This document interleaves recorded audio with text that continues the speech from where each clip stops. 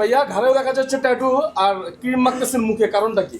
না, ওনার হলো কি আমরা পিছলা করে নিলাম, এখন আমরা হেয়ার রিমুভ করবো।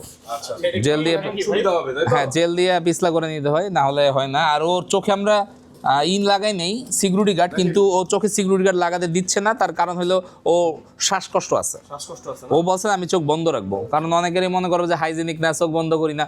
ওনার চোখ বন্ধ দিলে কেমন যেন হাঁপায় ওঠে, মানে হয় ও কবরে আছে বললো। ক্রিমটা কি দেওয়াই লাগে ভাইয়া? হ্যাঁ, এই ক্রিমটা দেওয়া, এটা কিন্তু ভাই কোরিয়ান ক্রিম, এটা ওই যে সস্তা বাংলা ক্রিম না। আসলে এই ক্রিমটা দিলে ব্যথা পাওয়ার কোনো সম্ভাবনা নাই? না না, ব্যথা পাওয়ার কোনো সম্ভাবনা নাই, প্রশ্ন ওঠে না। ভাই সিকিউরিটি গার্ড না দিলে এটা সমস্যা হবে না? না না, একটু অ্যাঙ্গেল চেঞ্জ করেন, নিচের থেকে ধরেন, নিচের দিক থেকে ধরেন, এমনি করে ধরেন, উপটা করে ধরেন, একটু ব্যাকাতারে করে ধরেন।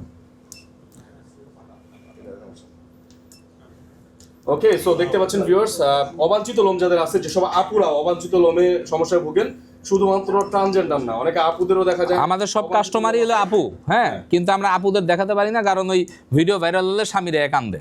রাইট, তো এই জন্য পরে আবার দেখা যায় আরে আমাদের অনেক ভিডিও ডিলিট করতে হয়, পরে মনে করেন যে মানুষের জিজ্ঞেস করি করতে দিবেন কিনা, যে করতে দেয় হ্যারি করি, কিন্তু মহিলারা করতে দেয় না।